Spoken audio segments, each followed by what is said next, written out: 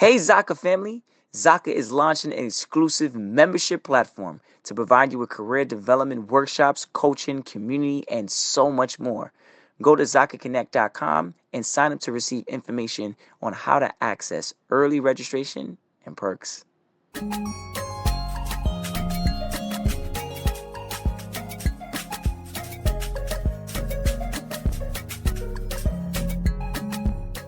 Hello, everybody. This is Paul Herman, the Prince of Motivation and host of Zaka Presents My Journey.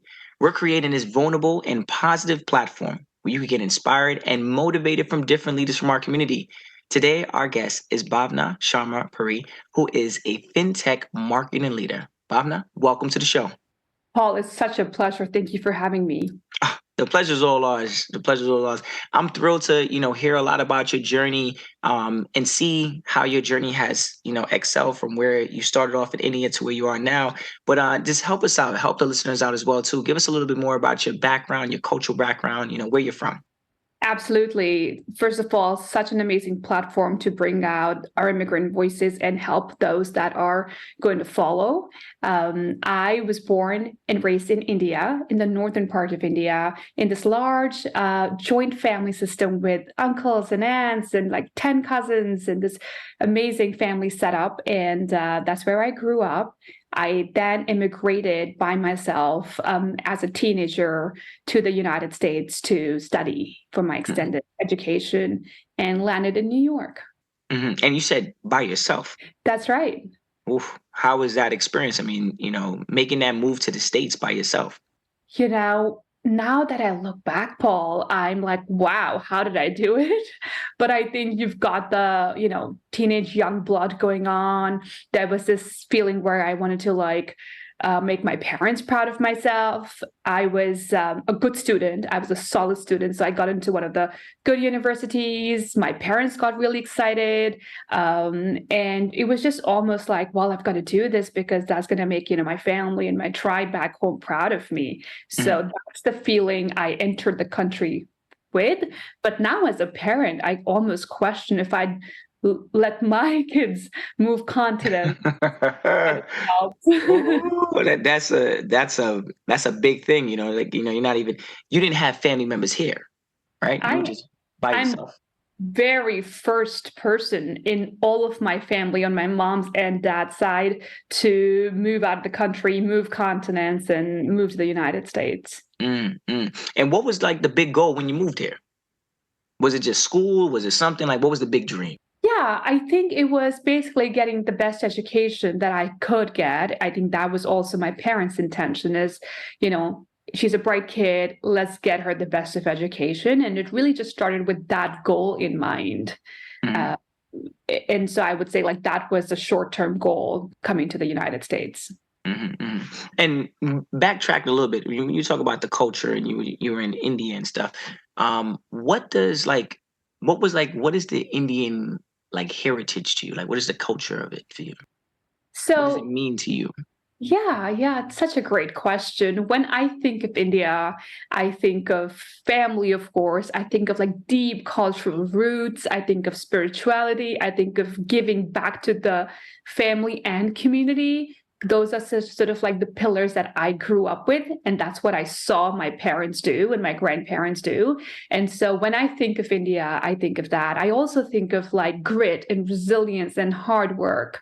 Those are some of the things that I've imbibed throughout my life in the United States. In fact, I was recently in India and I went back and I was like, wow, I fit right in. There was never that feeling of that non-resident Indian or the expat feeling where I'm like, gosh, it's noisy or it's messy or it's dirty. It was just like home. So I always say a piece of my heart will forever be in India. Now, tell us a little bit more about this childhood, growing up in India. Did it prepare you for coming to America? Oh, no, it didn't. Oh, wow. Let's talk about that. Air it out now. Yeah, I know. I love that you all encourage us to bring our authentic self to the podcast. And I will say that the life in India is poles apart from the life in America.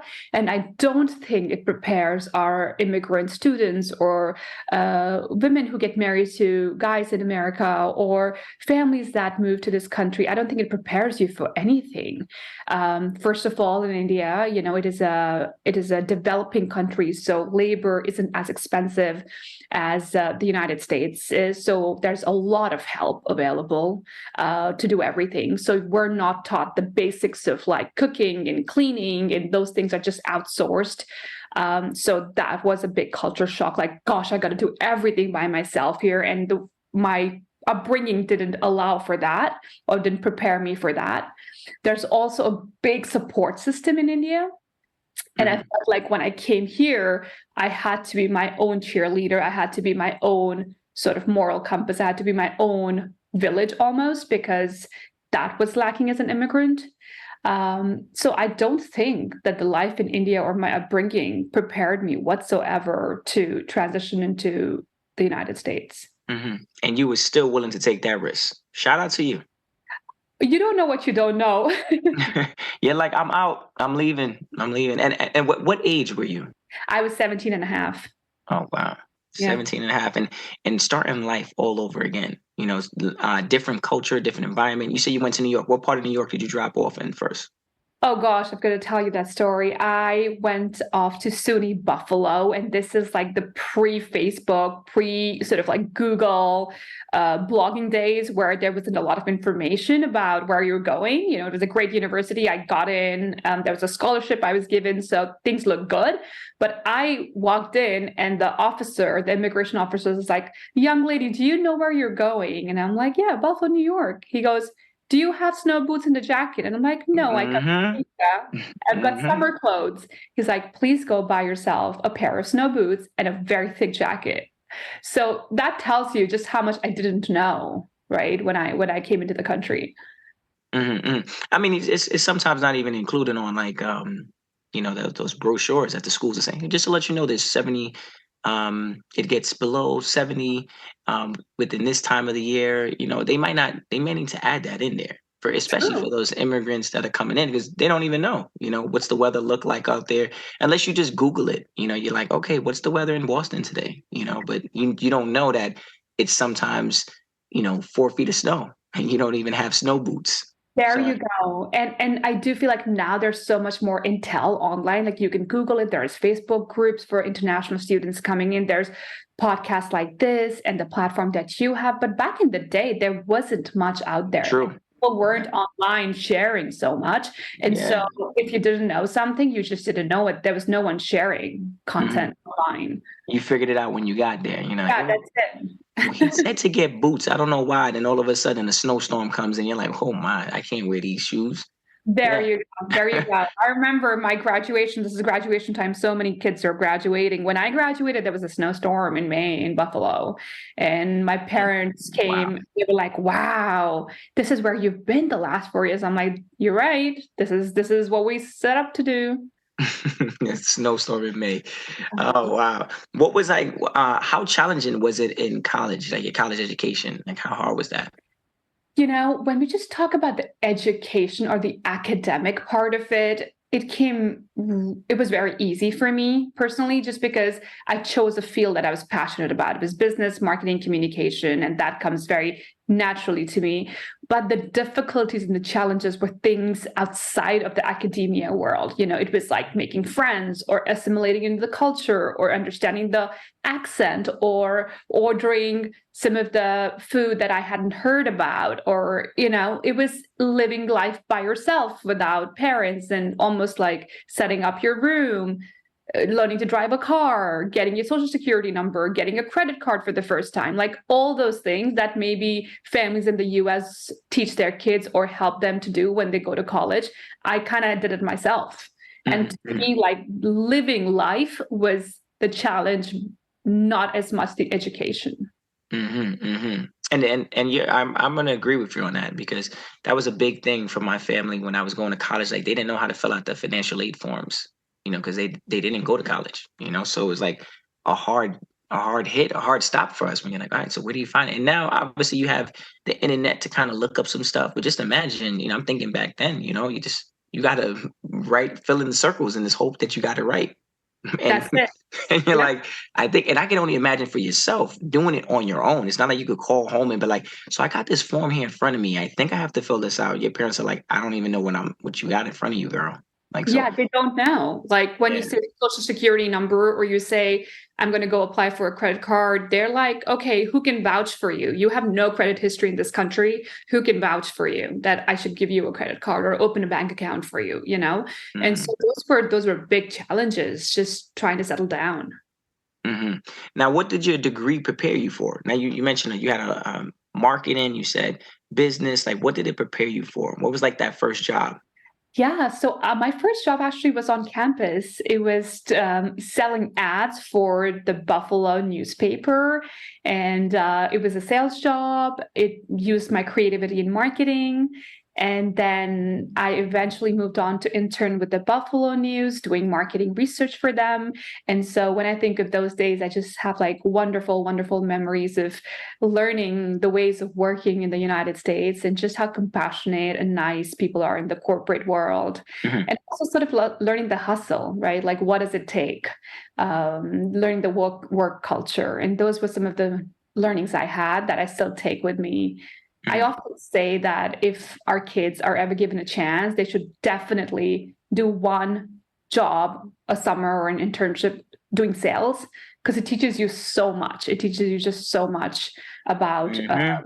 the business world. It's just doing sales. Hmm. Like Everything needs to be sold at the end that's of the day. it. And Everything needs. rejection too, right? Like not Yes, everyone of wanted to course. buy ad space. That's true. That's true. That was my major in school as well, business management and marketing. And my professors always used to highlight, they were like, yeah, just gotta make sure you guys really pay attention to sales because no matter what you do in life, you're gonna have to sell yourself or sell a product. And I A used to hundred percent. I'm like, 100%. what? Like, no, I'm not.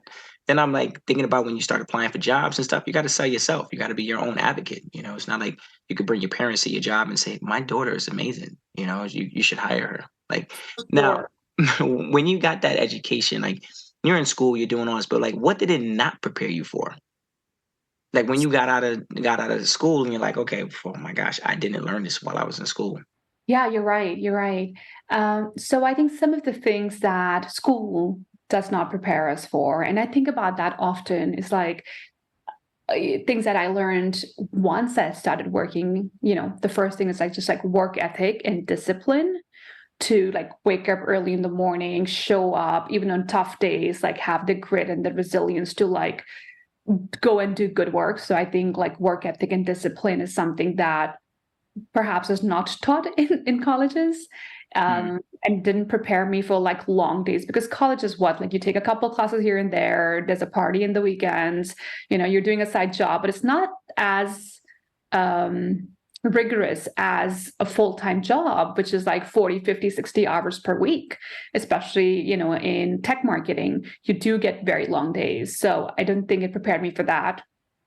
It mm, also, I felt like, didn't prepare me to um, sell myself. Like I recently was talking on another podcast where I said that just doing good work isn't enough to grow in your career. There's other elements that contribute to it. And I felt for the longest time that if I just put my head down and I do good work and I walk out of there, that promotions, raises, money, titles will follow. And that isn't really the case. It takes a lot more variables to be successful. And I felt like I learned that the hard way. And I learned that while working, but not in college. hmm. Hmm. And sometimes you gotta have to learn on the road, when doing it all. But you're thinking like, I paid all this money for this education. Like, you better help me out, in the real world. But again, you definitely seem like a risk taker over there. You're like, all right, I'm just gonna figure it out as I go. So shout out to you because you gotta be built a certain type of way to do something like that. Just like you said, coming over here 17 and a half and getting out of school and taking those experiences, day by day. Now I know that you got into the B2B marketing, and for the audience, like I want you to if possible give a little bit of an explanation on what B2B marketing is and like how did you get into it?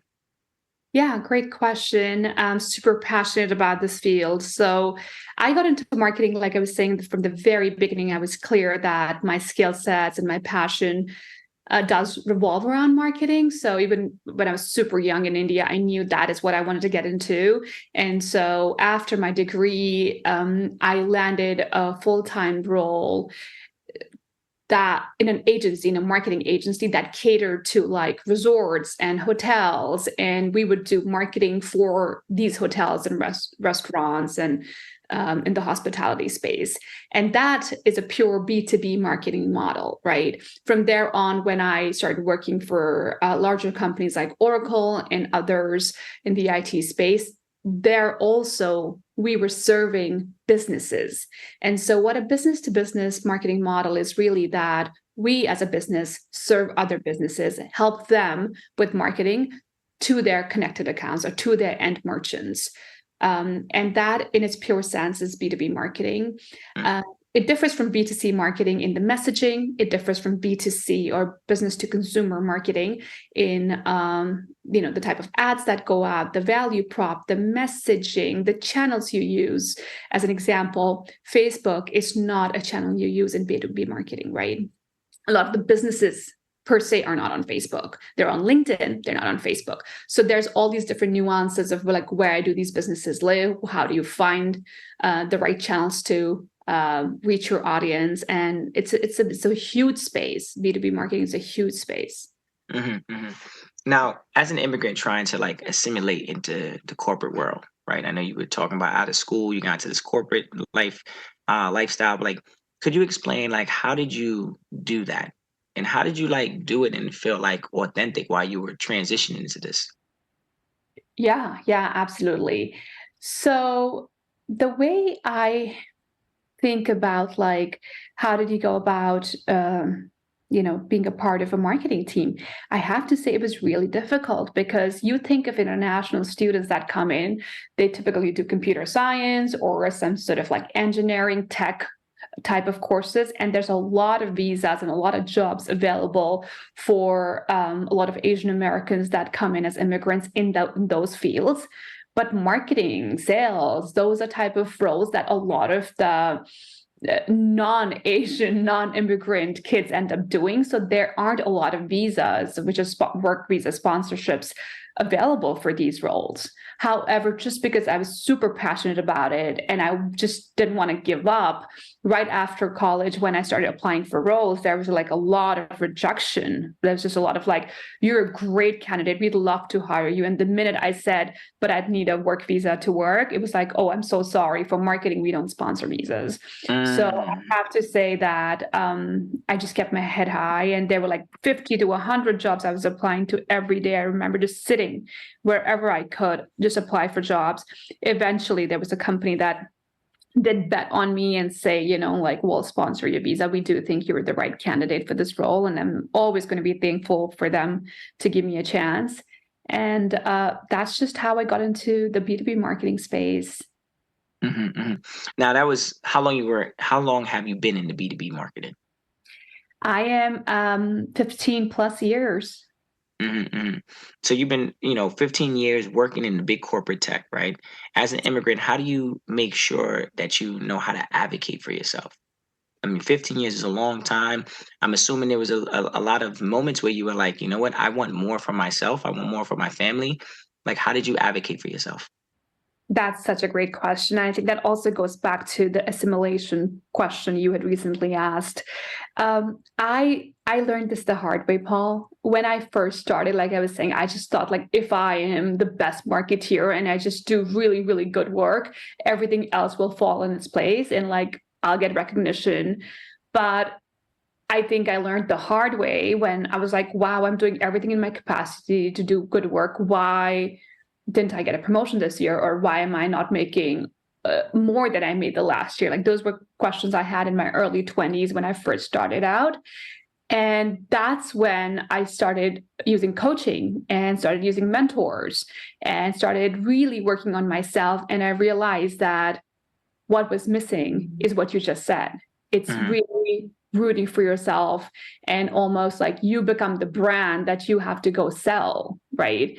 And if I wouldn't advocate for myself, things would just not fall in my lap automatically, which is how I thought the world worked. But then, that was maybe my naive side of me, where I was like, okay, if you just do good work, you just automatically get recognized. But I think what I realized is you have to do good work, but you also have to have the right visibility, the right relationships in the company. You have to sort of continue to showcase your work. So like you have to do good work, but then you have to go sell that work, right? Show everyone what you're doing, because you cannot assume that everybody knows what a great job you're doing.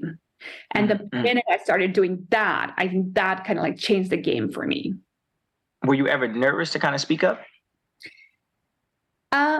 I've never been a person that is nervous to speak up, but I think I was in the early years almost hesitant to be my authentic self. So assimilation was good. I was assimilating in the culture, but I just wouldn't bring my entire authentic self to work, where like I wouldn't really talk as much about my Indian culture or heritage, or the differences that I would see in the American culture and Indian culture, or some, sports jokes or metaphors that I don't understand, or the fact that when it's Christmas time and everyone who lives here is with their families, that we get really lonely as immigrants because, like that's when you miss home the most. So those were the things I wasn't doing.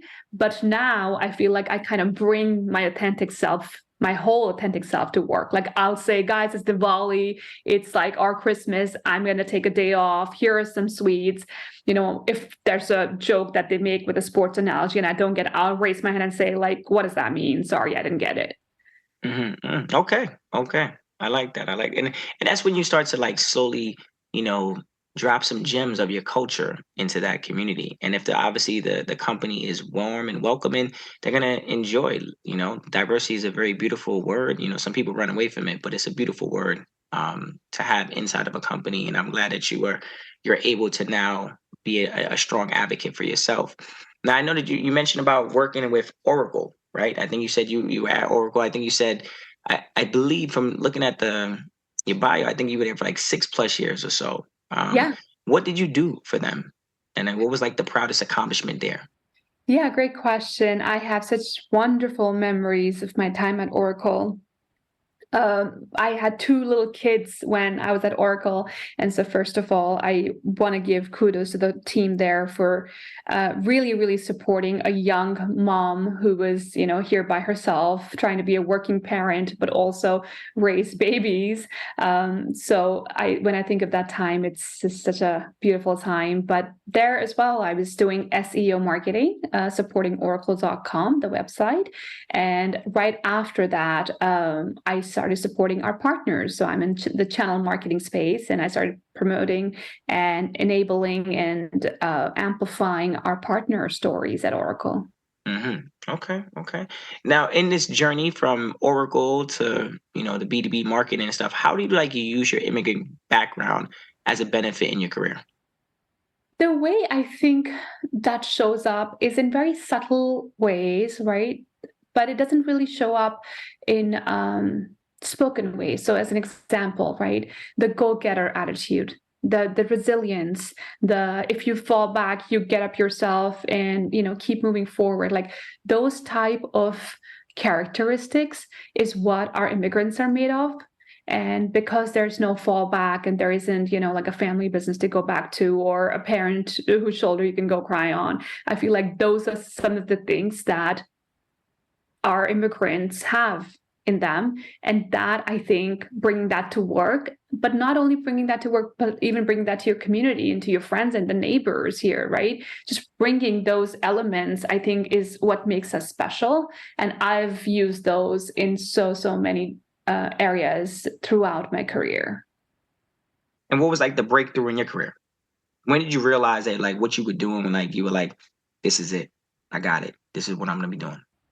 Yeah, I mean, very early on, I knew that B2B marketing is what I really enjoyed. It came naturally to me, and that's what I wanted to do. So I want to say like 2012 is when I was like, wow, this is so fun. I go into work and it's not work for me. I come up with all these awesome ideas that come naturally to me. Like, this is it. This is where I'm going to stay. So just by design, I felt comfortable in that space. I knew that I would be the leader in that space, and I wanted to continue down that path and not really look left or right.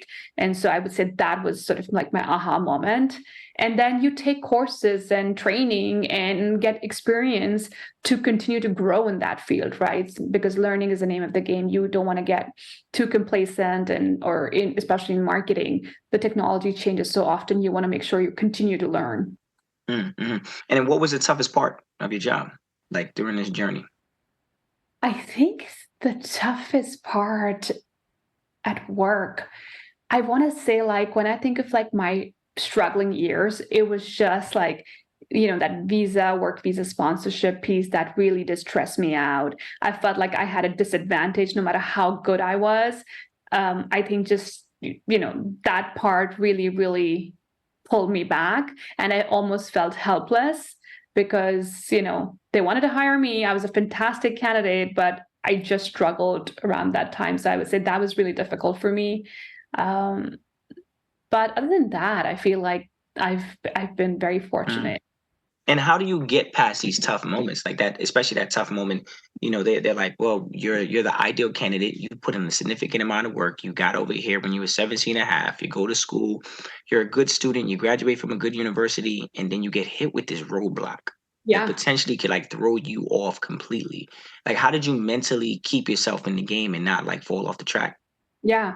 No, great question. Because I have friends, Paul, that were also doing marketing as international students, and they went back home. Like, so many of them went back home. This was like two of us that ended up staying in the country and kept hustling and fighting, but everybody else kind of like, put their hands up and said, this is not going to work for us. So I think what sort of kept me going is just that can do attitude, right? Like, yes, there were tough days. Yes, I felt that defeat mentally and emotionally. I did feel drained. And I would just say, and I say this to my kids even now, is like, what are things that you control and what are things you cannot control, right? Just focus on the stuff that you can control, which is you can apply for a job, you can ask for a sponsorship, you can be the best candidate there is, you can show your value and sell yourself to make sure that the company benefits from the work you're doing. Those are things you can control. And things that I can't control is like if the company is going to hire me or not, right? And just having that attitude of I'll do the best in my capacity, I think kept me going. Hmm. And that is a very, especially when you don't have family members here, right? You don't have someone you could physically lean on, but you got to just lean on yourself. More importantly, and believe that you're in the right path. And everyone faces some type of hardship in their journey, but it's only the ones that are mentally strong to kind of like endure that pain and that struggle, get out on the other side, and be able to share your story. Your story is beautiful, and to hear from when you were in India to this, to making it here to in the United States, making a name for yourself, being an advocate for yourself, having two children, you said, right? Yes, that's right. A mom, going to work, trying to figure it all out on your own is definitely, it speaks volumes to the character, the individual you are, right? And the next thing I want to kind of ask you about is like now, a lot of the immigrants or the guests that I want to say interviewed on the show, a lot of them have like these side hustles, right? Something that they focus on outside of their career. Like, is there something that you're passionate about that you do outside of work? Yeah, yes, I do. I do. And I do feel like it's important to have these different diversifications for yourself, and also just to make sure that you're setting up your kids for a good future. So for me personally, I love giving back to the community. I love helping first generation moms and parents, as well as young ladies that are starting out in the field of marketing, right? And so I mentor quite a bit. I try to give back. I also sit on the board of California State University, East Bay, where I help the professors with their marketing curriculum to make sure that they're teaching their students things that are actually relevant in the industry, things that I do every day at work. I want to make sure that the kids are taught that in their MBA programs. And then the third thing we do is we're real estate investors. So we try to make sure that, single family, multifamily homes are something that we do on the side.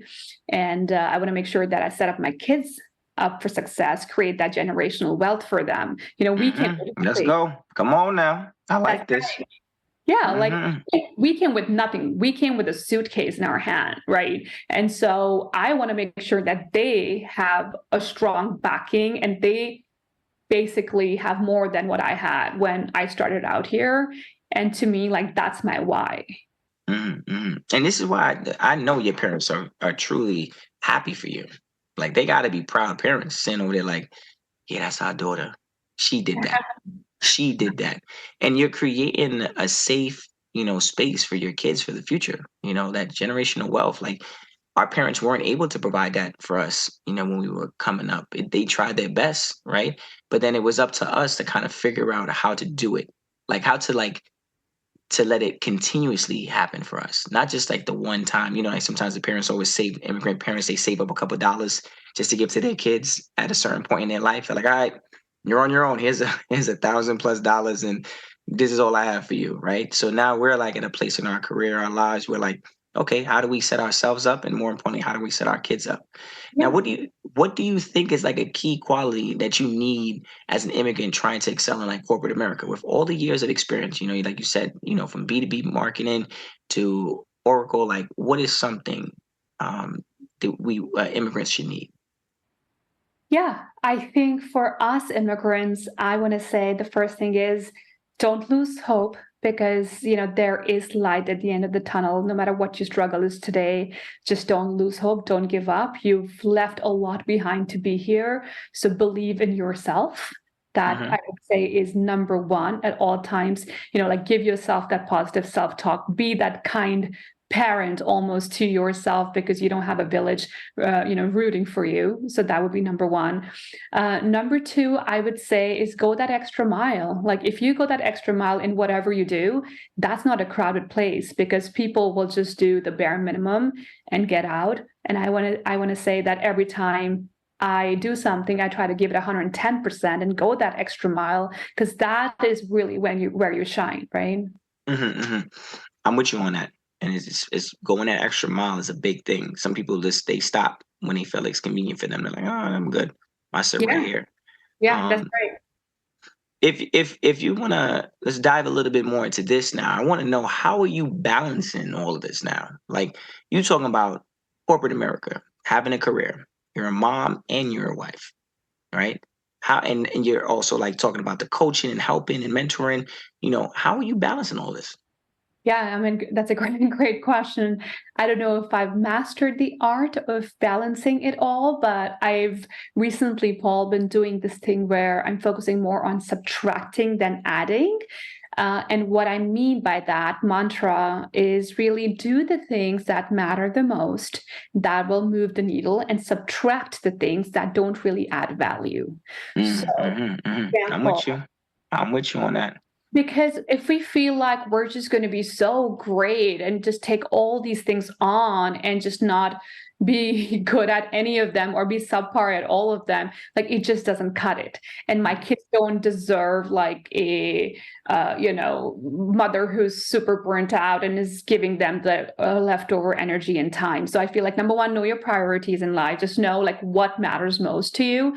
Is it your career? Is it money? Is it your family? Is it just spirituality? Is it giving back? Is it other things? Is it just like having a comfortable life and being okay with where you are in life? Just know your priorities and then add and subtract things in your life based on those priorities. I'm with you on that. I like that. I like that. Yeah. I like how you said adding that value, like the moving the needle. I really like that. Like the things that make you happy, the things that are gonna put a smile on your face. Like focus your energy on making those things happen.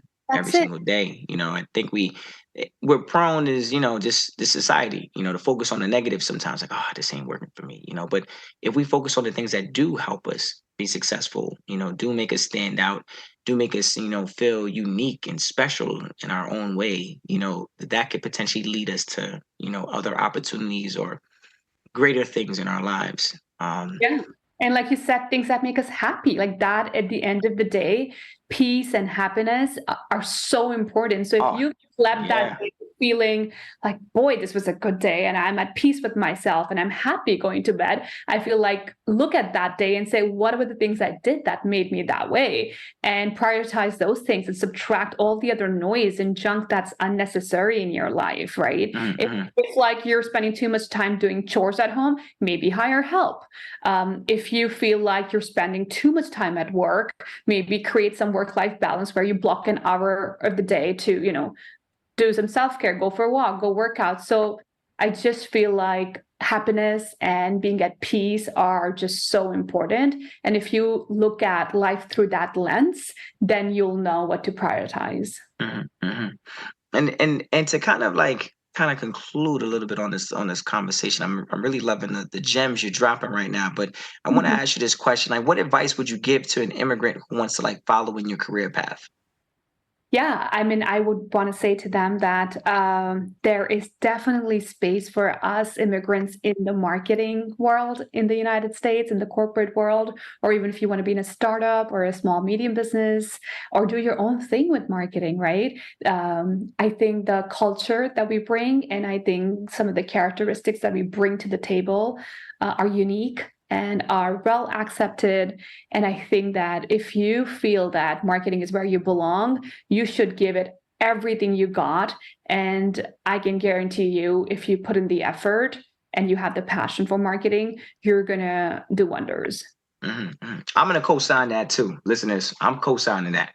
That's true. That is the truth right there. And obviously, marketing, sales, like if you're in a company that you're able to excel in that, in the long run, when you run in parallel with it all, it'll help the individual themselves work on their own marketing and sales for themselves directly, right?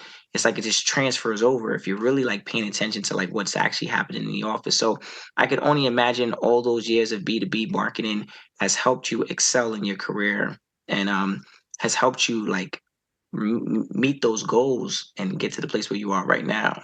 Absolutely, absolutely. I feel like, it goes back. I think we're coming a full circle here where you started off by saying you sell yourself too, right? You market yourself too. And the two just bleed over. I feel like, yes, you're marketing businesses in a business to business world or consumer services or products in a B2C world, but you're always, always in life also building yourself. Hmm. Um, whether at work or outside, like it could be in the dating world, it could be in a neighborhood, it could be in a community. You're always sort of building your own brand as well. Hmm. Well, Bhavna, I greatly appreciate you, being on the show today and really just, dropping these gems and really sharing your story. I think something I definitely take away from this, and I know the listeners listening to or hearing it as well, is just the sense of you got to take that risk, right? And you got to really push through if you really want it. 17 and a half, who would have thought you would have been the individual you are today? You know, Obviously, you knew on an educational level, you knew you were going to be successful, but to know to be a mom, to being in a career 16 plus years, to then, working for some big companies, you've done a lot and you still got a lot more to go. So congratulations on everything you've been doing. I greatly appreciate you just being on the show and just giving us, sharing your presence with us. Thank you, Paul. It's been an absolute pleasure being a part of the show and exchanging our thoughts on this topic that we're super passionate about. And I want to encourage the listeners to, if you ever have questions or you need anything in marketing, we'll link to my LinkedIn profile. Feel free to reach out anytime. Yes, come on, listeners. You better take her up on that. So I just want to let the listeners know if you want to hear more inspirational stories like Bhavna, please check us out on ZakaConnect.com. Follow our social at Zaka Connect and follow our feed, Zaka, wherever you listen to your podcast.